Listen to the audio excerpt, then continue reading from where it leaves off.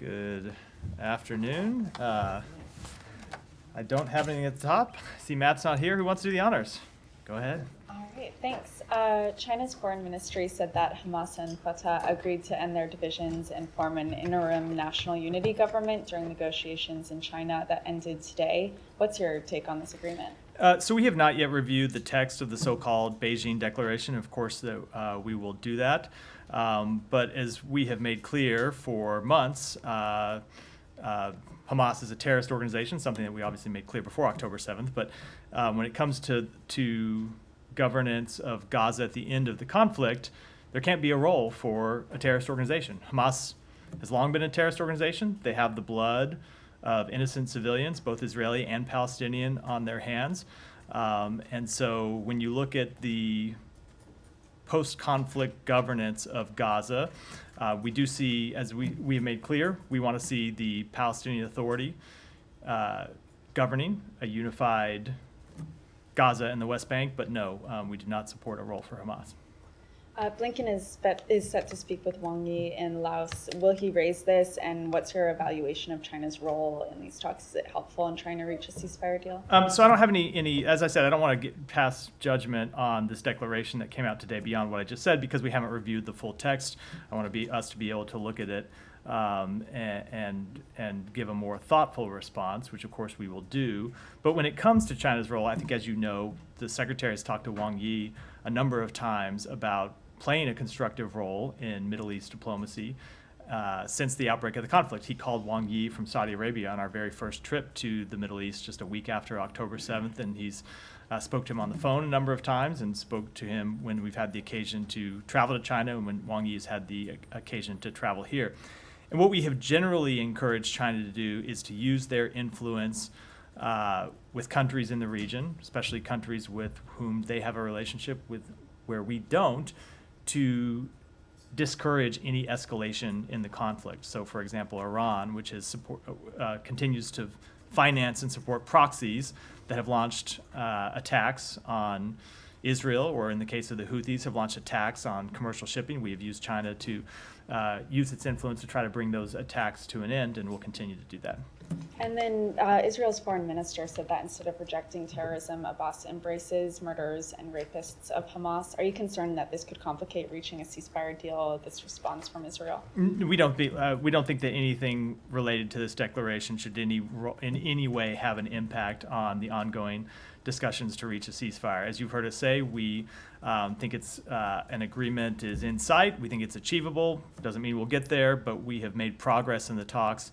And no, I don't think either this announcement or the reaction to it should play a role in making making a conclusion of those talks more difficult.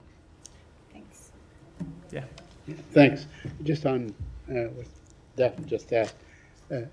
So you're saying that it doesn't matter whether Hamas actually has a unity government with this, let's say, Fatah and the other groups and so on, and basically announce that they adhere to the principles enunciated by this group, by the PLO, and so on. So they have no role to play whatsoever? So, Saeed, they have not announced that they accept the principles of the PLO. That is an important point that you make. Hamas has not renounced terrorism. It has not renounced the use of violence to achieve its political aims. It has not renounced the destruction of the state of Israel, something the PLO has done. It remains a terrorist organization. It remains committed to killing civilians. It remains committed to bringing about the destruction of the state of Israel. So no, we do not see an organization that believes in those tactics and believes in carrying out terrorism as a suitable organization to govern the Palestinian people. Okay, so in fact, in their statements and so on, and their discussions and their interviews, and we have seen their spokesmen engage on Arab satellite TV all the time, and they actually say that they will go along with the principles of the PLO. They accept the two-state solution. They accept whatever agreement that can come about. They are focused on the ceasefire, and achieving a ceasefire. You don't think there is anything positive in these gestures? The fact that they most recently spoke about a two-state solution as a solution to the conflict. They have not in any way committed to a two-state solution. And I just make clear, they could have, in the context of this declaration today, signed on to the principles of the PLO, and they did not. So Right. maybe a spokesman makes statements from time to time, but Hamas as an organization has not renounced its support for violence, its support for terrorism, or its commitment to the destruction of the state of Israel. And that's an important point. So, just, I don't want to belabor the issue, but, looking at how much influence Hamas has had in Gaza over the past, for a very, very long time, 17, 18 years and so on. And do you see a situation where they actually can be, completely taken out or, can be decapitated, as the Israelis, just to use the Israeli term and so on, from the political scene? I mean, they have, they are embedded in the society itself. So a few things about that. As you've heard us say before, we of course believe that Israel can achieve military aims when it comes to the defeat of Hamas, but that is different, as you made clear in your question, to political aims. And we think that ultimately the best way to ensure that Hamas does not regain strength and reassert its position inside Gaza is to offer a different political path forward for the Palestinian people. And that's what we are committed to doing. That's what we have been trying to work on with all of our partners in the region. But I do think that there's another point that deserves to be made here, Saeed, which is the Palestinian people in Gaza ought to have a say in this as well. They ought to have the foremost say in choosing who their leaders are. And I obviously can't speak for the Palestinian people, but if you look at the death and destruction that Hamas's decision to launch the attacks of October 7th has brought on Gaza, there's no one that has brought more pain and suffering to the people in Gaza than Hamas, through their decisions first to launch the attacks of October 7th, and then their ongoing decision, which continues today, to hide among civilian communities and use civilians as human shields. So that's ultimately something that the Palestinian people have to speak to and speak to through their representatives. But I will say on behalf of the United States, we do not see it in any way as acceptable for a terrorist organization to play a role in governance, because you would see what you have always seen from Hamas, which is attacks on civilians, terrorism, and a further continuation of the conflict that has plagued the people of Israel and Palestinians for decades. Well, I agree 100% with you that, the final say ought to be for the Palestinian people and nobody else. I agree with you with that. Let me ask you about, prospects for the ceasefire. Are you inclined to believe that the Israeli Prime Minister may surprise everybody and announce that he agrees to the terms of the ceasefire? What is your reading of what's going on? Because, we are probably at the point where every little detail has been discussed, every iota or every I has been dotted and every T is crossed and so on. So I don't know what the Prime Minister will say either in his speech to Congress or in any of his other public remarks. I'll leave that to him. But the discussions continue, and there are a number of issues at play that we're still working to reach conclusion on that we have not yet reached conclusion. My final question is on, there was a report that Israel bombed a tent of journalists. I wonder if you know about this report. And of course, there's been something like 160 Palestinian journalists that have been killed thus far. Why is there no outrage on the fate of journalists in Gaza?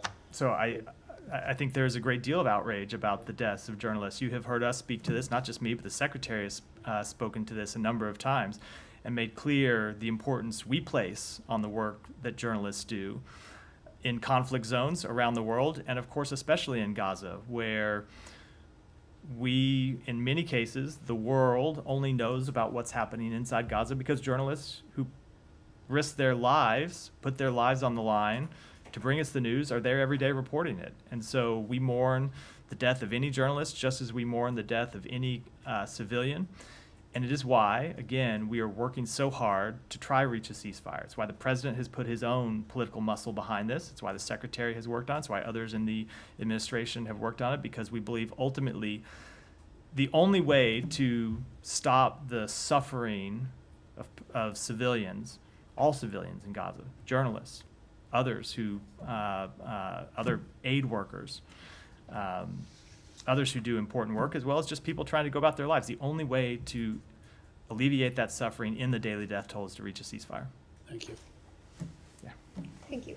Republicans are criticizing Vice President Harris for not attending or not planning to attend Israeli Prime Minister Netanyahu's speech to a joint meeting of Congress tomorrow. She'll be campaigning in the Midwest, but Republicans say she's boycotting the speech. Of course, there's also no public meeting right now between Secretary Blinken and Netanyahu. Can you say if this is a boycott or if there are any concerns on behalf of the administration about the optics of meeting with Netanyahu publicly? So Republicans are going to say what Republicans are going to say. I don't spend much time worrying about that, nor do I spend much time worried about optics. I worry about substance and reality. And the reality is the vice president's office has made clear that she had a pre-scheduled trip before the prime minister announced this date, which is a date he decided in consultation with Congress, not with the administration. So she had pre-announced travel. And I would just ask, what is more important, being there for a speech or meeting with the prime minister and talking about how we can work together to address our concerns? I would posit that a meeting is more important. Have Israeli officials reached out with any concerns? This is the first time that this happened, the vice president not attending a speech before a joint meeting of Congress in over 3 decades, I believe. Not that I'm aware of. Just mention, would Yeah. there be any meetings with other members of the delegation that will come with Netanyahu? I don't know who's accompanying him, but I don't- let's say at the State Department. I don't have anything to announce, but typically when you have a head of state or head of government meeting to the United States, there are always meetings that happen on the sidelines of that visit. And I would expect that to be the case here. Thank you, Matt. Switching the topic, can you give us a sense of where things stand in terms of implementation of the Repo Act after yesterday's presidential memorandum, which passes some of the authorities to the Secretary of State and the Yeah, Treasury? we are working hard on it here at the State Department. There are other agencies, the Treasury Department, who have pieces that they have to implement as well. I don't have details to announce today, but we're working very hard to execute the details and execute the responsibilities delegated to us by the president. Do you have a timetable? No. During the election, all this, we have No, as quickly as presidential- quickly as, vice as quickly as possible. There's important work we have to do, and we want to get that work done as quickly as possible. We want to get it right and be thorough. Japan decided to pass $3 billion from proceeds from frozen Russian assets. Do you support that decision? Of course we do. Moving to Ukraine, Ukrainian foreign minister is in Beijing today. Do you hold any hope in terms of any behavior change when it comes to China's supporting Russia in Ukraine? So I'm not going to make any assessments about what might happen or try to gauge expectations of what might happen, but I do think it's important that China hear directly from Ukraine about the toll that Ukraine has suffered through Russia's war of aggression, which we know China is doing a great deal to fuel through their support for reconstituting Russia's defense industrial base. We have always made clear that it is important that every country in the world recognize that in this conflict, there's an aggressor and there's a victim. And we shouldn't treat the two parties as if they bear equal responsibility or as if that this is some war that just magically popped out from nowhere without one side being responsible. And that when it comes to looking at how this war can end, it's important to remember those core principles. And so we have made that clear when we have engaged with China on the topic of the war in Ukraine. I know that other members of NATO and European countries have also made that clear to Russia, and we think it's important anytime that any country, and of course that includes China, hear directly from Ukraine. Do you expect any engagement between the Secretary and Minister Kuleba ahead of Secretary's own meeting with Chinese foreign minister? Well, I do not believe that Ukraine is coming to ASEAN. They're not a member of ASEAN, so he does. So I mean, I don't quite understand the question. He does speak with Foreign Minister Kuleba all the time, and of course that will continue. Any call between? I don't have any calls to announce today, And my Alex. final topic: Russian forces conducting second nuclear missile launcher drills in less than 2 months. What do you think they are doing there, and what is your reaction? I don't have any assessment for that from here. Yeah, go ahead. Thank you. I have 2 questions. One on Sudan. You just released a statement on the talks that will be held in Switzerland next month. Why did the U.S. move the talks from Jeddah, Saudi Arabia to Switzerland? And what do you expect from these talks? So first of all, I wouldn't frame it as the United States. These are talks that we hope will take place that will be co-hosted by the United States, the government of Switzerland, and Saudi Arabia. And the goal of these talks is to build on the work that has already taken place in Jeddah and to try to move them to the next phase. We continue to believe there is no military solution to the conflict in Sudan, and we believe that convening these national ceasefire talks and making clear that they are backed by key international stakeholders is the only way to end the conflict in Sudan, to prevent the famine that exists there now from spreading, and to create space to restore the civilian political process. So we hope that the SAF and RSF will accept this invitation that we've extended to them. And as I said, it is not just from us, it's from the government of Switzerland, the government of Saudi Arabia, and I would note that these talks, should they go forward, will be joined by observers from the African Union, Egypt, the United Arab Emirates, and the United Nations. Did you receive any response from the Sudanese The parties? invitation just went today, so we have not yet, but we're certainly hopeful that they will accept. We think it's important that they use this opportunity to negotiate a ceasefire, to stop this horrific conflict and help ensure humanitarian access gets to the Sudanese people who need it. And on Iran, the Iranian president has said today that Iran stands ready for all negotiations on nuclear program. What's your reaction? So we have long made clear that we support diplomacy. We see that as the chief route to dealing with Iran's nuclear program. But we're a long way from that right now, especially when you see the steps that Iran has taken to flagrantly flout the requirements of the IAEA.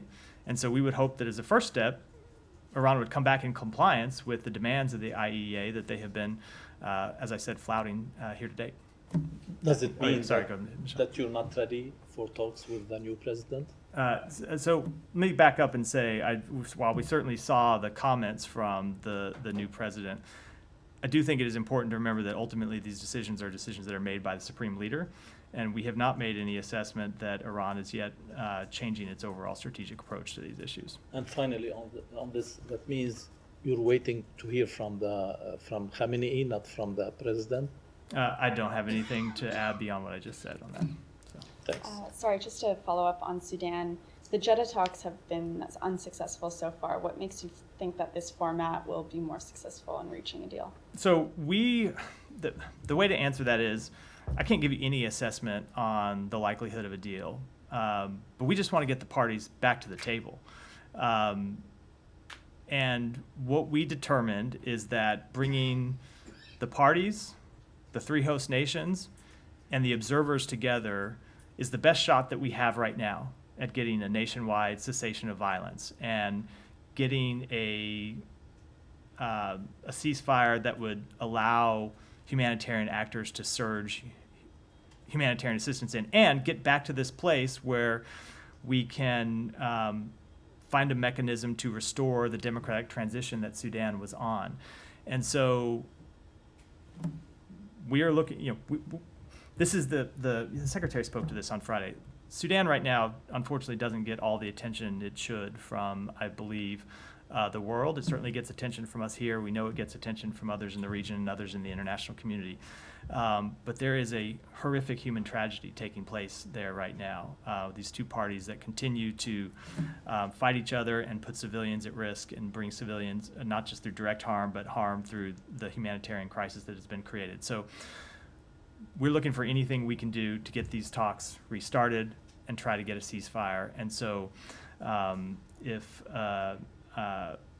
we can bring the weight of the United States to bear, and our partner nations, Switzerland and Saudi Arabia, can do so as well, we think it's important to do that.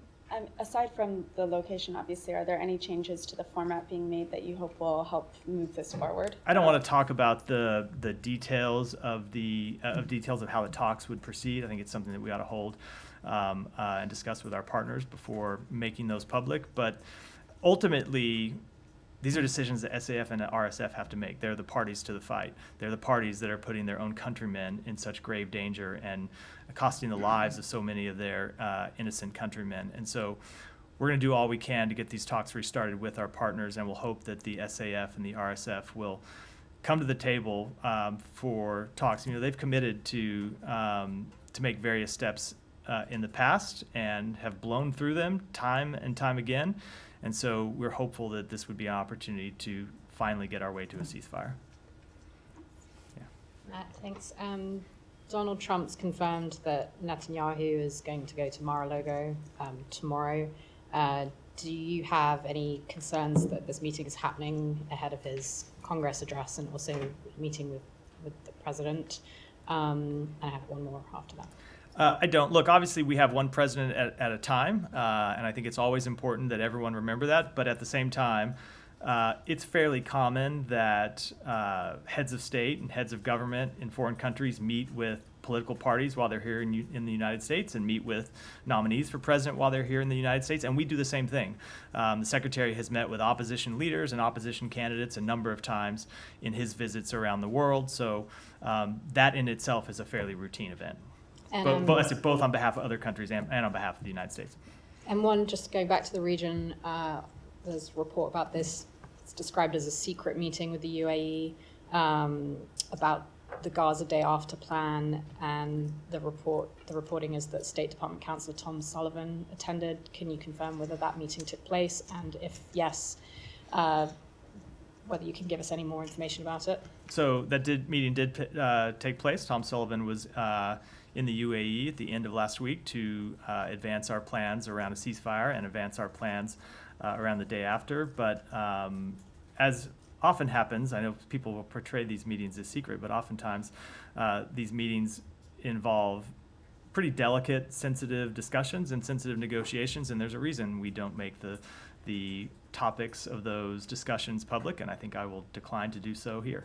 Just one more, because there's an op-ed coming from the Emiratis as well. Their special envoy wrote about this.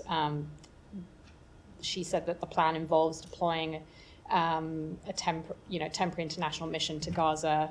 Can you comment at all on whether that's accurate? Or No, I have not read the op-ed that you're referring to. Obviously, we have been in discussions with our partners about what security inside Gaza would look like, both during a ceasefire and at the end of the conflict, but I don't want to comment on the particulars of those discussions from here. Just to follow up on that. Yeah, go ahead. On the day after plans, can you give us an understanding as to how far along those plans actually are? If you guys have agreements in terms of the countries that would partake in this international force to stabilize Gaza? You're stipulating something as fact that I have not said as fact from here, but go ahead. Okay, well, if you would like to, describe it in your own words, have at it. But just, are these agreements still in the works? Are they almost done? Are they ready to roll out, day 2 after a ceasefire? Just give us an understanding of where that stands. So it really does vary when you look at at different aspects of what's required for Gaza. We have had a number of discussions, including fairly advanced discussions with countries in the region about the security situation, how to address the security situation and ensure security in Gaza, and the same is true for governance. And there are proposals that we have put forward to our Arab partners. There are proposals that they have put forward to us, and we have been working through various differences. And and when I say it's not the case that every country in the region is signed up to the same plan either, right? People have different views about what the best way would be to accomplish this, and people have different political imperatives that they need to be responsive to. So we are working through that. It has been a high priority. Barbara Leaf was in the region last week, meeting with foreign ministers and other leaders. As I said, as I noted, Tom Sullivan was there on Friday. Secretary has had a number of phone calls over the past couple of weeks to talk about these plans. And I don't want to put a timetable on them, other than to say it is critical that the work move forward, and that's what we are working to do. Okay, and then just one question on the previous question she had about Trump meeting with Prime Minister Benjamin Netanyahu on Thursday. Are you guys concerned at all about the former president trying to influence the Prime Minister at a moment when there are these tense, high-stake negotiations to come to a ceasefire and hostage agreement? I don't know what the former president will do, just as I don't know what any private citizen will do in a meeting with the prime minister or other officials with the government of Israel or any government. I would just say, speaking generally, that we would hope every American would. But there's certain Well, things hold he's on. allowed to do and not allowed to do. Yeah, sure, but I'll just say we would hope that every American would find it in the interests of the United States to work towards a ceasefire, to work to get a ceasefire over the line, to work to get the American hostages home. Remember, there's still Americans who are held hostage, not just Israeli citizens, but Americans as well. And so we believe it's in the interests of everyone in the United States to try and reach a ceasefire that gets our hostages home, as well as ends the suffering of Palestinians, and of course that includes Palestinian Americans who are in Gaza, and helps us build better, broader security and stability for the region. And can I just ask one clarifying question on that?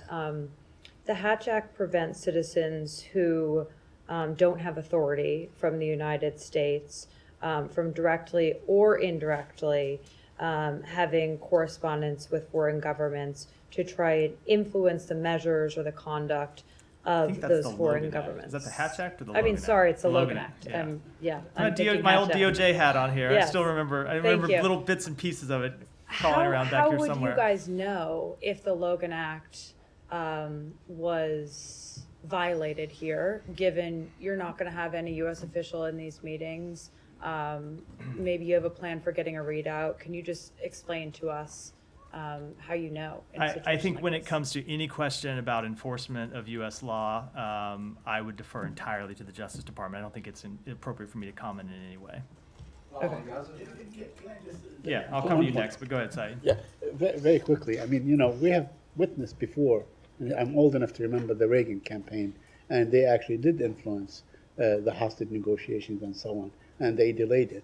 I mean, there are examples in history where actually this happened, where, certain contenders do not believe that we have one president at a time. I think it's a situation that is probably, kind of critical and for you guys to deal with. Look, in I'm this particular not going to case. speak to a meeting between the former president and the prime minister, but as I said, we would hope that no American citizen of any party would do anything to jeopardize the work to bring home American hostages who have now been held in captivity for over 9 months. Go ahead. Thank you. On the topic of presidents, with President Biden being done in 6 months, does the administration, thereby extension, the State Department, Antony Blinken, are they at risk of losing any leverage of ending the war in Gaza or in freeing the hostages? So the president is the president and brings in his conversations the full weight and authority and credibility and influence of the United States.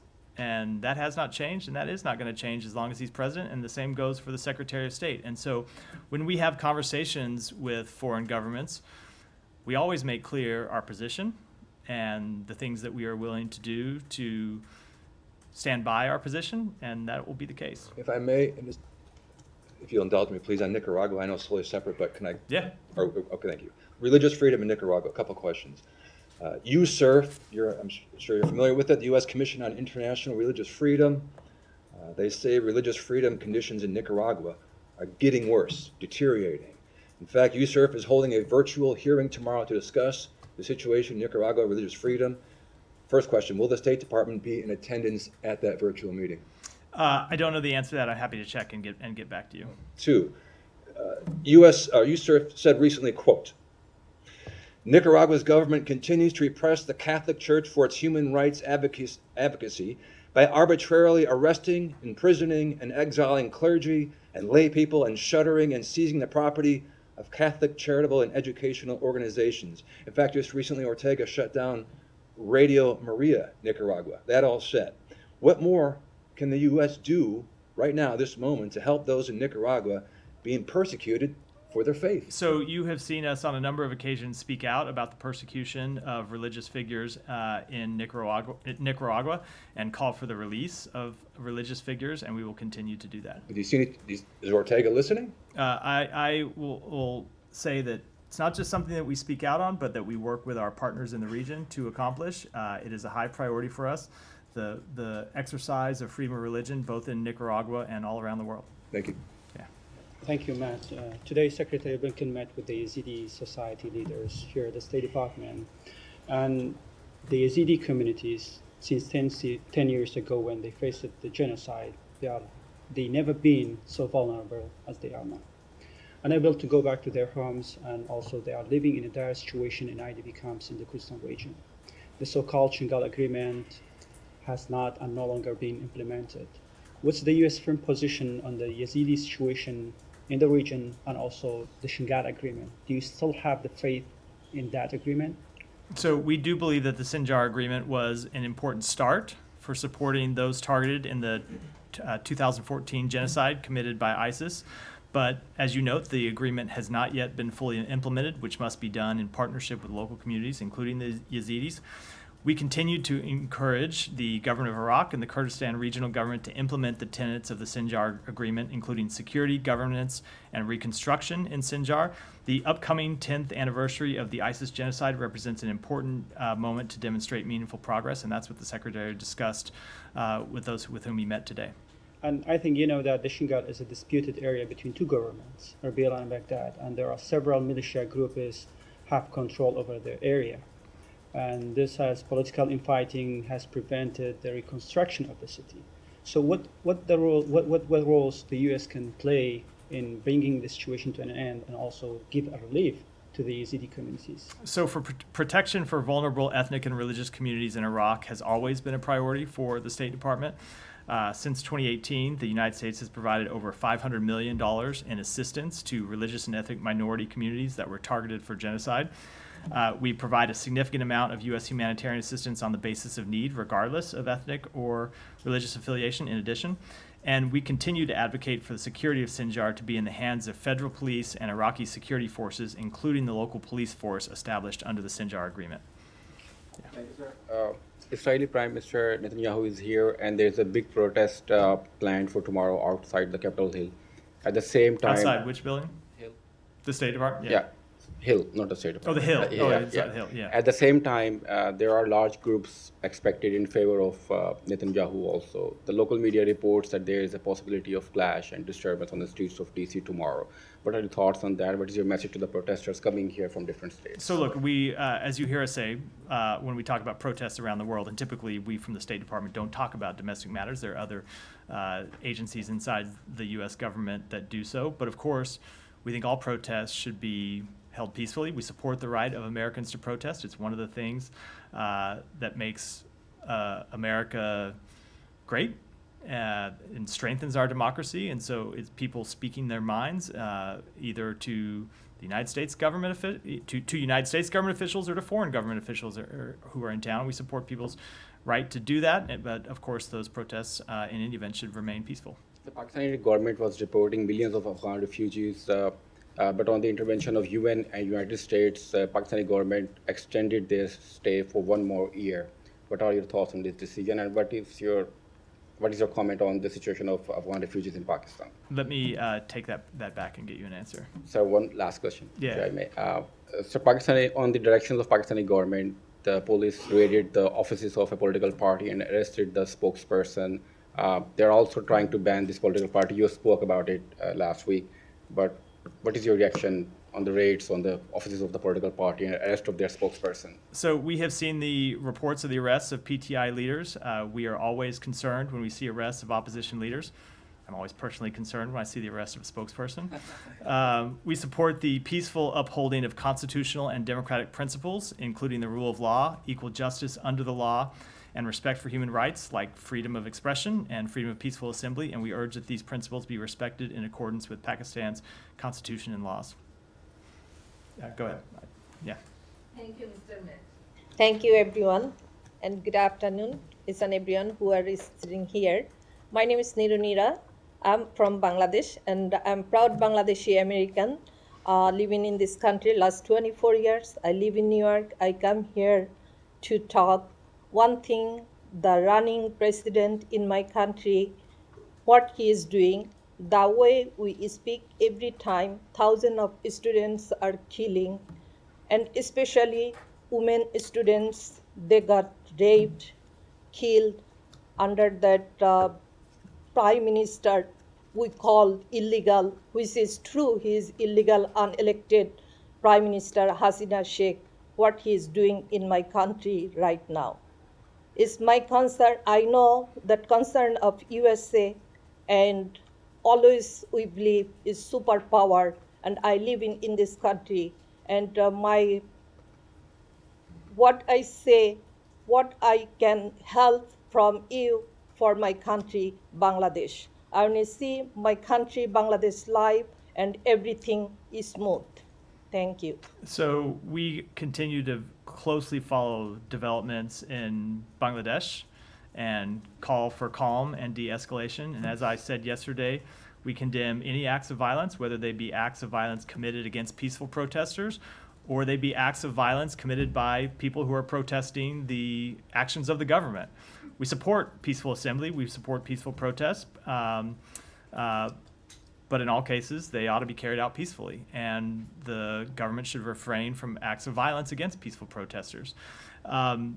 But I would say that when it comes to Bangladesh, we also remain deeply concerned by reports of ongoing telecommunications disruptions across the country, which limit the ability of people in Bangladesh, including American citizens there, to access critical information.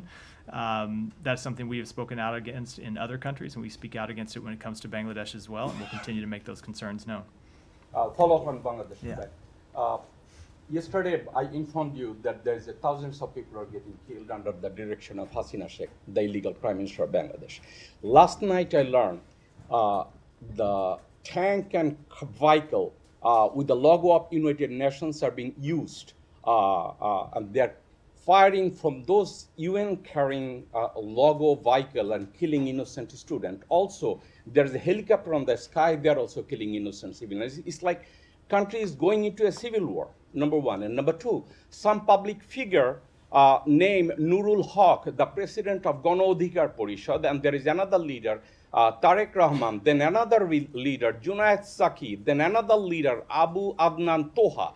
Everyone is getting kidnapped by the government forces, and they're taking advantage because there is no internet, there is no telephone communication, and Prime Minister is sitting down at Gano Bhavan and directing police, army, RAB, and other law enforcement agencies just keep killing because world cannot watch what is going on. I know Europe satellite and American satellite cannot take the picture because there is no internet. And I have third question, if you allow me. America is the proponent of democracy and institutes of democracy in all over the world. We respect that. But under the direction of General Asif Munir of Pakistan and the Chief Justice of Faiz Issa, they are destroying every single democratic institution in Pakistan. There is no reflection of the people's choice in Pakistan. Do you think America, other than showing concern and expect something, do you think that country is on the right direction? So I think that what we as the United States have always done, and I should say what we have always done when we are at our best, is to speak out for democratic values around the world and make sure that, and make clear that countries are strongest when they uphold democratic values, countries anywhere in the world, and that's what we're going to continue to do. That's our greatest strength, and it's what will continue to guide our approach. Do you think Hasina Sheikh and the authorities in Pakistan, they are listening what American and European governments are asking them to do? So we will continue to make our priorities clear. We will continue to make our values clear. Does every country in the United States or in the world do exactly what the United States or any country in Europe or any other country around the world thinks they ought to do or thinks how they ought to handle every situation? Of course not. Sovereign countries make their own decisions. They always have. They always will. What we can do is impress upon countries what we believe are the right way to approach questions of fundamental freedom, questions of democratic values, questions of human rights, and bring all the influence we can to bear to urge them along that path, and that's what we'll continue to do. Would you like to make a comment that they're using United Nations logo on a Humvees and tank, and they're firing from that vehicle into the civilian, and thousands of people are getting killed? Why they're using United Nations logo? So I'm not aware of that specific report. You should address that to the United Nations, I would think, but I would say, as I have made clear, we condemn any violence against peaceful protests. Protesters should be allowed to carry out their fundamental freedom of expression, their fundamental freedom of speech. And at the same time, we urge that all protests be peaceful. Thank you. Yeah. Thank you, Matthew. On a different topic, how would you describe Secretary Blinken's relationship with Vice President Harris? He has an extremely close working relationship with the vice president. He's actually known her for more than 10 years, worked with her before she became vice president, before he became Secretary of State. He spoke to some of this morning when he talked about how he's seen her inside the Oval Office, inside the Situation Room, and overseas, asking tough questions about difficult issues and really getting to the heart of some of the difficult foreign policy choices that we face, and that he has been impressed by her both command of various foreign policy issues, but just as importantly, her insights into getting at what really can be the nub of an issue and trying to determine how we as a nation can move forward in a way that serves the American people. And would he be interested in continuing to serve under a potential Harris administration? You know, let's not get ahead of ourselves here. There's an election that's going to take place. I'm not going to comment on the election. I think we should take things one day at a time. Yeah. Thank you. I don't claim to be an expert on this, but there's a British musician called Charlie who has described Kamala Harris as brat. She did give an interview to the BBC saying, explaining what that term means. She said, he feels like, talking about Kamala here, feels like herself, but maybe also has a breakdown, but kind of like parties through it, is very honest, very blunt, a little bit volatile, like does dumb things, but it's brat, you're brat, that's brat. Just wondered if you had any comment on that as the possible future president, whether that affects my comment is policies I think I am officially aged out of participating in this conversation, and I'm trying to think of anything I could say that wouldn't make me look worse for having saying it, and I'm coming up with nothing. So I think some things are better left to a younger generation to comment on, and I'm certainly not that. Thank you so very much. I'm not sure if someone already asked about this, but it's about the U.S. troops withdrawal from the Iraq, as number of media reports suggest that Iraqi officials, Iraqi government, they want complete withdrawal of U.S. forces, and we have seen months before U.S. hosted top Iraqi official regarding this. So the question is, with this intense and panic situation in Middle East, U.S. is ready to do for this, and there is specific quantity, specific numbers U.S. have to keep there with this withdrawal process. So I would refer you to the Department of Defense to comment on that in detail, but as we have said before, we are committed to the Higher Military Commission, which is a process that is taking place in Baghdad to determine how and when the coalition's military mission will transition. We've spoken to this before, and nothing has changed. Secondly, the Pakistani recent military spokesperson highlighted three things I asked before, and my senior colleague, Mr. Afridi, asked many times. That is regarding the digital terrorism that Pakistani military spokesperson is mentioning again and again, and that is all about all those vocals who are supporting Imran Khan and its party narrative and all that. Secondly, he highlighted the number of operations Pakistani military is doing per day in 24 hours. That is between hundreds, 60 to 80 operations he mentioned. So there are two questions. So I already asked before that the firewall Pakistani government introduced to curtail media freedom, social media freedom, and secondly, the Pakistani officials, the security officials, they are again hinting more U.S. military assistance or something like that. So you have anything So on with respect to the first question, as I've spoken to with respect to other countries, we support media freedom in Pakistan, just as we support it around the world. And with the second, I don't have any announcements to make today. With that, I think we'll wrap for today. Thanks, everyone.